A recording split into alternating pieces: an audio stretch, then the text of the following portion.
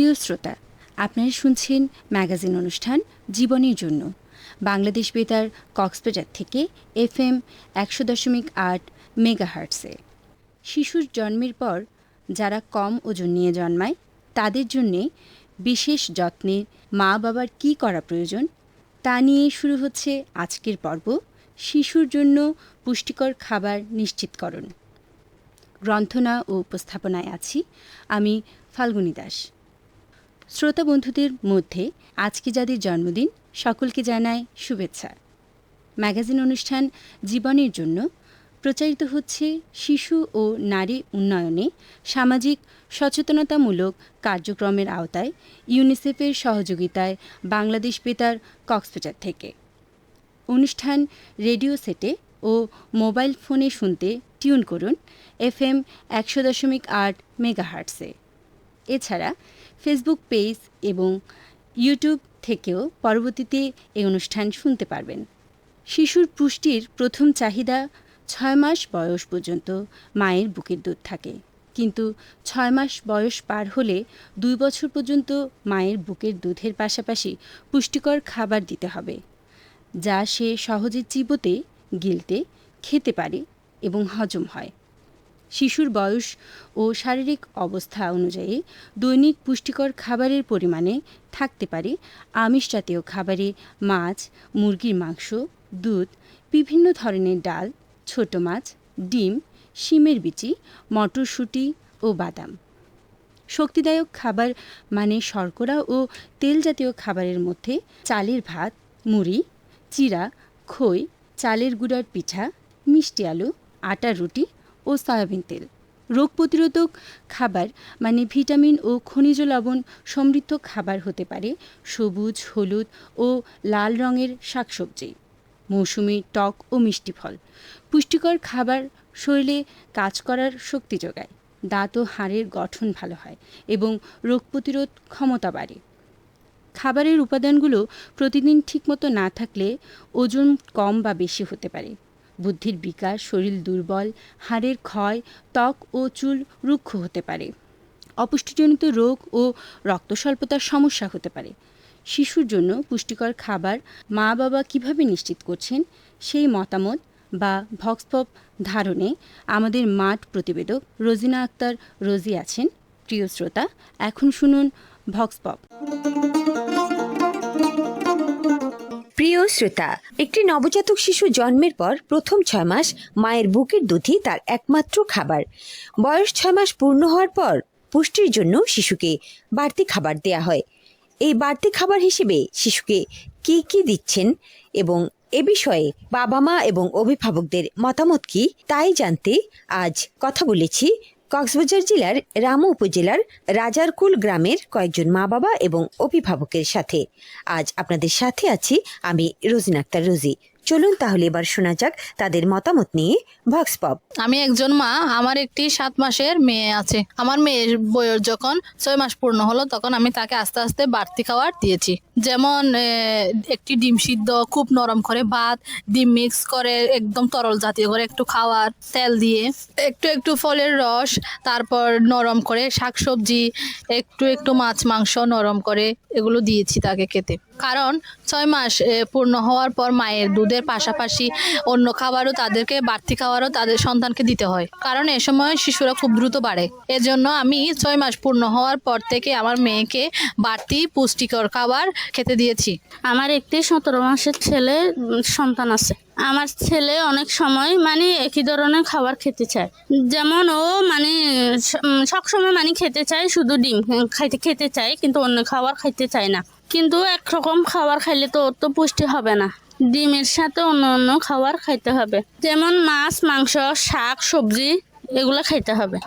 সেজন্য আমি এই খাবারগুলো ওকে খাওয়ানোর চেষ্টা করি, কিন্তু ও তো খাবারগুলো খেতে চায় না, কিন্তু আমি অনেক চেষ্টা করি খাওয়াই।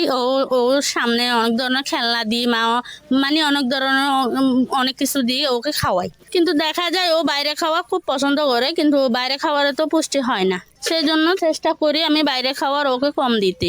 সে যেরকম খাবার খেতে চায় আমি খুব চেষ্টা করি বাসায় ওকে এরকম খাবার বানাই দিতে। সেজন্য বাচ্চাকে আমি একরকম খাবার দিই না, একরকম খাবার দিলে মানে পুষ্টি হয় না। বাচ্চাকে অবশ্যই সব ধরনের খাবার একটু একটু খাইতে দিতে হবে। আমার ঘরে ছেলে সন্তান ও মেয়ে সন্তান দুজনেই আছে। তাদেরকে খাবার দেওয়ার বেলায় আমি কোনো পার্থক্য করি না, কারণ ছেলে সন্তান ও মেয়ে সন্তান দুজনেরই সমান পুষ্টির দরকার। ছেলেকেও যেমন মাছ, মাংস, ডিম একই খাবার দিই, তেমন মেয়েকেও একই খাবার দিই, পুষ্টিকর খাবার দিই। যখন ছেলে মেয়ে দুজনেই বড় হচ্ছে, দুজনেরই সমান পুষ্টির দরকার। কিন্তু আমাদের সমাজে দেখা যায় ছেলেকে বেশি পুষ্টিকর খাবার দেয়, মেয়েকে একটু কম দেয়। এটা আসলে ঠিক না, দুজনকে সমান পুষ্টিকর খাবার দিতে হবে। ছেলে মেয়ে দুজনেরই ওজন ঠিক রাখার জন্য মাছ, মাংস, দুধ, ডিম, পুষ্টিকর খাবার খাওয়ায়, শাক সবজি, ছোট মাছ এগুলো খাওয়ায়। দুজনে যেহেতু বড় হচ্ছে, একজনকে কম একজনকে বেশি, তা এরকম দিলে ঠিক হবে না। একই রকম পুষ্টিকর খাবার দিতে হবে। ছেলেরা যখন বড় হবে, বাইরে কাজ করবে, মেয়েরাও তেমন মা হবে, তাহলে শিশু থেকে ওদেরকে পুষ্টিকর খাবারটা, পুষ্টির কাঠিটা পূরণ করতে হবে। সেই জন্য আমি দুজনকে সমান পুষ্টিকর খাবার দিই। আমার ছেলে মেয়েদেরকে বলি তাদের ছেলে মেয়েদেরকে যেমন সমানভাবে পুষ্টিকর খাবার দেয়।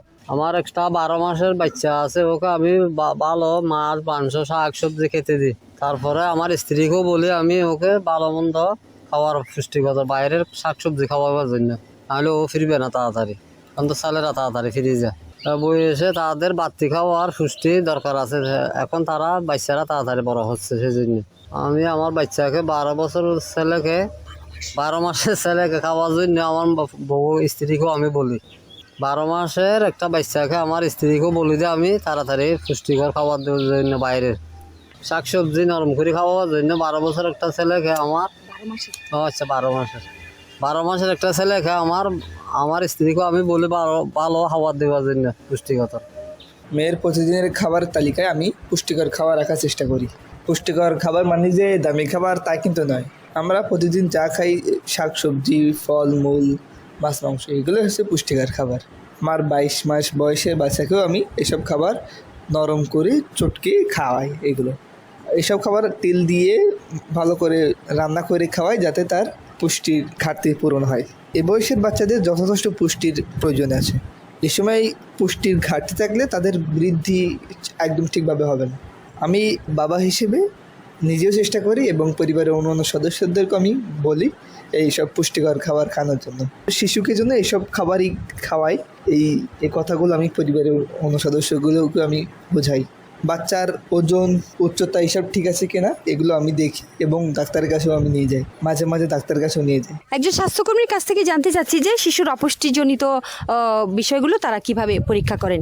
আমি একজন স্বাস্থ্যকর্মী। আমরা শিশুদের অপুষ্টিজনিত রোগটি তাদের কিছু লক্ষণ দেখে আমরা বুঝতে পারি। লক্ষণগুলো বলতে গেলে তাদের চুল পাতলা হয়, তাদের হাত পা চিকন হয়, তারপরে পেট ফুলা থাকে, চোখ বড় বড় হয়ে যায়, চামড়া ফ্যাকাশে হয়ে যায়, খেতে চায় না, মুখে অরুচি, কান্না করে করে থাকে, খিটখিটি মেজাজের হয়ে যায়। এই প্রাথমিক লক্ষণগুলো দেখে আমরা বুঝতে পারি শিশুটি অপুষ্টিজনিত রোগে ভুগতেছে। তখন আমরা এই লক্ষণগুলো দেখে তাদের ডাক্তারের পরামর্শের জন্য তাদেরকে পাঠাই।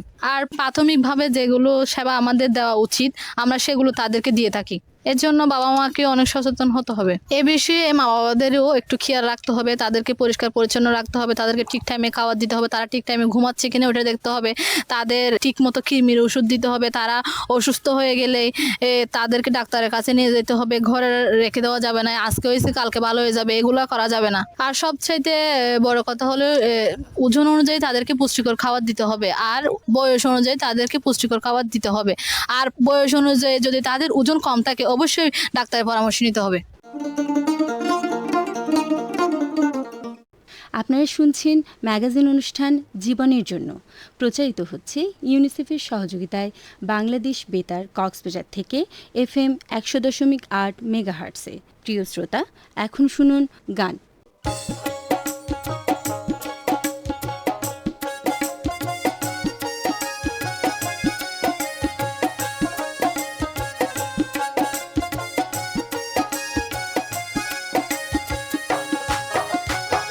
শুনো শুনো সবাই শুনো, শুনো শুনো সবাই শুনো, সবাই মনে রাখবে যত্নে শিশু বড় হলে শিশু ফল পাবে ভাই, যত্নে শিশু বড় হলে শিশু ফল পাবে। শোনো সবাই শোনো, শোনো শোনো সবাই শোনো, সবাই মনে রাখবে যত্নে শিশু বড় হলে সেই সুফল পাবে। ভাই যত্নে শিশু বড় হলে সেই সুফল পাবে। প্রিয় শ্রোতা, আপনারা শুনছেন ম্যাগাজিন অনুষ্ঠান জীবনের জন্য, প্রচারিত হচ্ছে ইউনিসেফের সহযোগিতায় বাংলাদেশ বেতার কক্সবাজার থেকে FM 100.8 মেগাহার্টসে। আজকের পর্বে শিশুর জন্য পুষ্টিকর খাবার নিশ্চিতকরণ নিয়ে মতামত শুনলেন। এখন শুনবেন বিশেষজ্ঞের অভিজ্ঞতা ও পরামর্শ। প্রিয় শ্রোতা, শিশুদের বয়স অনুযায়ী যে পরিমাণ ওজন ও উচ্চতা প্রয়োজন তা যদি না থাকে তবে শিশুর খাবারের প্রতি মা বাবার বিশেষ এক দায়িত্ব নিতে হবে। শিশু সারাদিন ও রাতের খাবারের একটি তালিকা তৈরি করে পরিমাণ মতো খাওয়াতে হবে। শিশুর পুষ্টির খাত পূরণের জন্য সস্তা দামের খাবার দিয়েও পুষ্টি পূরণ করা সম্ভব। এছাড়াও নিরাপদ পানি খেতে হবে। খাবার নিয়ে পর্যাপ্ত ধারণা না থাকায় অনেকে হয়তো শিশুকে একই ধরনের খাবার বারবার খেতে দেন। একই রকম খাবার বারবার খেতে দিলে বা খাবার বেশি পাতলা করলে অল্প খাবারে পেট ভরে যায় এবং শিশুর পুষ্টির ঘাটতি দেখা দিতে পারে। এ ধরনের ক্ষতিকর আচরণ প্রতিরোধে মা বাবার কী কী করণীয়, এই বিষয় নিয়ে আলোচনা ও পরামর্শের জন্য এসেছি জিহুর রহমান স্যার, উপপরিচালক স্বাস্থ্য ও পুষ্টি শেড। স্যার, আপনার কাছে জানতে চাইব শিশু ঠিকমতো পুষ্টি পাচ্ছে কি না তা নিশ্চিত করতে 2 বছর পর্যন্ত প্রতি মাসে একবার করে শিশুর ওজন মাপতে হয়। যদি দেখা যায় কোনো শিশুর ওজন প্রতি মাসে বেড়ে যাচ্ছে এবং কোনো শিশুর ওজন কমে যাচ্ছে, তাহলে কিভাবে শিশুর খাবারের পরিমাণ ও শারীরিক পরিশ্রম ঠিক করা প্রয়োজন? একটি শিশু জন্মের পর থেকে 5 বছর বয়স পর্যন্ত শিশুটি সঠিকভাবে বাড়ছে কিনা সেটা বোঝার জন্য আমরা গ্রোথ মনিটরিং অ্যান্ড প্রমোশন নামক একটা অ্যাক্টিভিটি করে থাকি। এটার মাধ্যমে শিশুর উচ্চতা, ওজন তার বয়স অনুযায়ী ঠিকঠাক মতো বাড়ছে কিনা সেটা কিন্তু বিভিন্ন পরিমাপের মাধ্যমে, বিশেষ করে মোয়াক, হাইট, ওয়েট এই জিনিসগুলো মাপার মাধ্যমে আমরা এটা বুঝতে পারি। এবং পাশাপাশি একজন কেয়ার গিভার কিংবা বাবা মা সে নিজেও বুঝতে পারে যে গত মাসে আমার শিশুটার ওজন কত ছিল, এই মাসে কত হয়েছে, গত মাসে কিংবা আজ থেকে 6 মাস আগে আমার শিশুর উচ্চতা কত ছিল, এখন কত হয়েছে। তো সেভাবে এই জিনিসটা যখন আমরা দেখি যে ঠিকঠাক মতো বাড়ছে, তখন আমরা মা বাবাদের খুব প্রশংসা করি যে না, আপনার শিশু ঠিক মতো বাড়ছে, আপনি এইভাবে আপনার শিশুর পরিচর্যাটা চালিয়ে যান। আর যদি কোনো কারণে অতিরিক্ত ওজন বেড়ে যায়, যেটা চিন্তার কারণ হয়, মানে অতিরিক্ত বেড়ে যাওয়া, স্বাভাবিকভাবে বাড়লে কোনো অসুবিধা নাই, খুব অতিরিক্ত যখন বেড়ে যায় তার মধ্যে কয়েকটা কারণ হতে পারে। যেমন একটা হইতে পারে যে কোনো শিশু যদি পর্যাপ্ত খেলাধুলা না করে, হাঁটা চলা না করে, সারাক্ষণ মোবাইল স্ক্রিন কিংবা টিভির স্ক্রিনে বসে থাকে, টিভি দেখতে দেখতে, মোবাইল দেখতে দেখতে খাবার খাচ্ছে, এরকম যখন ফিজিক্যাল অ্যাক্টিভিটিগুলো তাদের কমে যায় তখন কিন্তু স্বভাবতই শিশুদের ওজন অতিরিক্ত বেড়ে যাওয়া কিংবা ওবেসিটির দিকে চলে যায়। তখন আমরা বাবা মাদেরকে পরামর্শ দিয়ে থাকি যে আপনার শিশুর ফিজিক্যাল অ্যাক্টিভিটি কিংবা হাঁটা চলা কিংবা ফিজিক্যাল মুভমেন্ট যাতে বাড়ে এই বিষয়টা খেয়াল রাখার জন্য। আর যখন শিশু অন্য কোনো কারণে ওজনটা অতিরিক্ত বেড়ে যায়, যেমন তার যদি অন্য কোনো স্বাস্থ্যগত সমস্যা থাকে, তখন অবশ্যই আপনি নিকটস্থ হাসপাতালে কিংবা ডাক্তারের সাথে পরামর্শ করে ডাক্তারের পরামর্শ অনুযায়ী আপনি শিশুটার পরিচর্যা নেবেন। আর যদি অতিরিক্ত ওজন কমে যায় সেটাও কিন্তু একটা চিন্তার কারণ। আমার শিশু গত মাসে ছিল হয়তো ওজন ছিল 7 কেজি, এই মাসে এসে দেখলাম যে 6.5 কেজি হয়ে গেল। সেটা বিভিন্ন কারণে হয়তো হতে পারে, যেমন হঠাৎ করে যদি অসুস্থ হয়ে যায় তখন এটা হতে পারে, ডায়রিয়া হলে সেটা হতে পারে, খাদ্যাভ্যাস কিংবা কোনো কারণে যদি আমি তার পরিচর্যাটা ঠিক মতো না নিতে পারি, যত্ন আত্মি যদি ঠিক মতো নিতে না পারি, তাহলে সেক্ষেত্রেও কিন্তু ওজন ফল করতে পারে। সেক্ষেত্রে আমরা মাদেরকে কিংবা কেয়ার গিভারদেরকে পরামর্শ দিয়ে থাকি তাদের যাতে পরিচর্যাটা ঠিকঠাক মতো করে থাকে।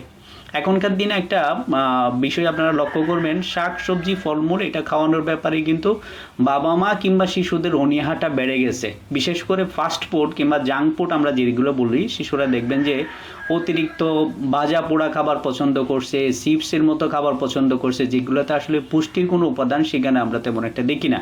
তো যেটাকে আমরা সরাসরি নিষেধ বলি যে আসলে এই জিনিসগুলো আপনারা খাওয়াবেন না। যদি আপনি শাক সবজি ফলমূল এখন থেকে আপনার শিশুকে খাওয়াতে পারেন, তাহলে শিশু এখান থেকে পর্যাপ্ত ভিটামিনস এবং মিনারেলসটা পাবে, ফলে তার মধ্যে যে রোগ প্রতিরোধ ক্ষমতা সেটা বৃদ্ধি পাবে, শিশু ঘন ঘন অসুস্থ হবে না, আপনার শিশুর ইমিউনিটি ডেভেলপ হবে। প্রিয় শ্রোতা বন্ধুরা, সুষম খাবার কোনো একটি খাবার না, সারাদিন সঠিকভাবে খাওয়া ও বিভিন্ন রকমের খাবারের সমষ্টি। শিশুদের প্রতিদিন সুষম খাদ্য তালিকায় খাবারের অর্ধেক থাকবে শাকসবজি, ফলমূল এবং অর্ধেক থাকবে ভাত, রুটি, চিড়া, আলু, ডাল, মাছ, মুরগির মাংস, ডিম, সুজি, তেল, বাদাম, ঘি ও অন্যান্য। গরু বা খাসির মাংস, তেল বা চর্বি জাতীয় খাবার কম দেওয়াই ভালো। স্যার, আপনার কাছে আরও একটু জানতে চাইবো, অনেক মা বাবা শিশুকে শাকসবজি ও দেশীয় ফলমূল খাওয়ান না, আবার শিশুকে 2 বছর আগে গরুর দুধ খাওয়ান অনেক বেশি, সাথে খাবারে লবণ ও চিনি মেশান। কিন্তু বিভিন্ন নির্দেশিকায় আছে যেখানে শিশুকে 2 বছরের নিচে গরুর দুধ, লবণ ও চিনি খাওয়ানো যাবে না। এই বিষয়ে আপনার অভিজ্ঞতা কি বলে, এবং কোনো সমস্যা কি কোনো শিশুর মধ্যে আপনি লক্ষ্য করেছিলেন? আরেকটা কোয়েশ্চেন আসছে, সেটা হলো যে শিশুকে অল্প বয়সে আসলে গরুর দুধ দেওয়া যাবে কিনা। গরুর দুধটা আমরা বিভিন্ন জার্নালে আসলে বিভিন্নভাবে আসছে। কেউ বলে 2 বছর পর্যন্ত দেওয়া যাবে না, কেউ কেউ বলতেছে আবার 1 বছর পর্যন্ত দেওয়া যাবে না। 1 বছর কিংবা 2 বছর যেটাই আপনি মানেন না কেন, মেইন সমস্যাটা হলো যে শিশু গরুর দুধ সহজে হজম করতে পারে না, কারণ এই দুধের মধ্যে অতিরিক্ত পরিমাণে প্রোটিন থাকার কারণে কিংবা কেসিন থাকার কারণে শিশুরা কিন্তু এটা সহজে হজম করতে পারে না। সেই জন্য এই বদহজম থেকে বাঁচানোর জন্যই আমরা বলি যে শিশুকে অল্প বয়সে গরুর দুধ কিংবা চিনি মিশ্রিত গরুর দুধ না খাওয়ানোর জন্য। তো সেক্ষেত্রে আমরা যেটা করতে পারি, বয়স বাড়ার সাথে সাথে আস্তে আস্তে আমরা সেটা প্র্যাকটিস করতে পারি। যদি আমরা অল্প বয়সে গরুর দুধ দিয়ে, অনেক সময় দেখা যায় যে শিশুর পেট ফাঁপা হয় কিংবা অম্ল কিংবা এটাকে কি বলে বদহজমের মতো ঘটনা ঘটে। কোনো কোনো সময় দেখা যায় যে শিশুর ডায়রিয়া হতে পারে, আবার কোনো কোনো সময় দেখা যায় যে অ্যালার্জি যদি তার থাকে, কোনো সময় পায়খানার সাথে হয়তো একটু রক্তও যাচ্ছে, এরকম ঘটনাগুলো ঘটে। সেই জন্য বলছি আমরা যে আপনি আপনার শিশুকে কেমন দেখতেছেন সেটা ডিপেন্ড করবে, সেটা নির্ভর করবে আপনার পরিচর্যার উপরেই। ধন্যবাদ। প্রিয় শ্রোতা, আপনারা শুনছেন ম্যাগাজিন অনুষ্ঠান জীবনের জন্য। আজকের পর্বে শিশুর জন্য পুষ্টিকর খাবার নিশ্চিতকরণ নিয়ে শুনবেন জরুরি বার্তা। শিশু ঠিকমতো পুষ্টি পাচ্ছে কিনা তা নিশ্চিত করতে 2 বছর বয়স পর্যন্ত প্রতি মাসে একবার করে ওজন ও উচ্চতা মাপা প্রয়োজন। অপুষ্টিজনিত রোগ প্রতিরোধে মা বাবা স্বাস্থ্যকেন্দ্রে গিয়ে চিকিৎসা সেবা নিশ্চিত করবেন। প্রিয় শ্রোতা, অনুষ্ঠান সম্পর্কে সুনির্দিষ্ট মতামত জানাতে পারেন বাংলাদেশ বেতার কক্সবাজার ফেসবুক পেজে। কিশোর কিশোরী শ্রোতা ক্লাবের সদস্যরাও সরাসরি মতামত জানাতে পারবেন ফ্যাসিলিটেটরের কাছে।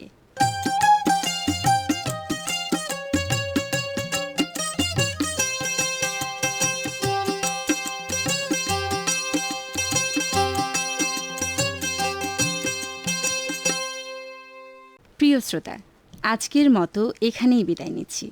যারা অনুষ্ঠানটি শুনছেন এবং তথ্য দিয়ে সহযোগিতা করছেন তাদের প্রত্যেককে জানাই আন্তরিক ধন্যবাদ। সকলের সুস্থতা কামনা করে শেষ করছি ম্যাগাজিন অনুষ্ঠান জীবনের জন্য। আজকের পর্ব শিশুর জন্য পুষ্টিকর খাবার নিশ্চিতকরণ প্রচারিত হচ্ছে ইউনিসেফের সহযোগিতায় বাংলাদেশ বেতার কক্সবাজার থেকে FM 100.8 মেগাহার্টসে। পরবর্তী পর্ব নতুন কোনো বিষয়ে শোনার আমন্ত্রণ রইল।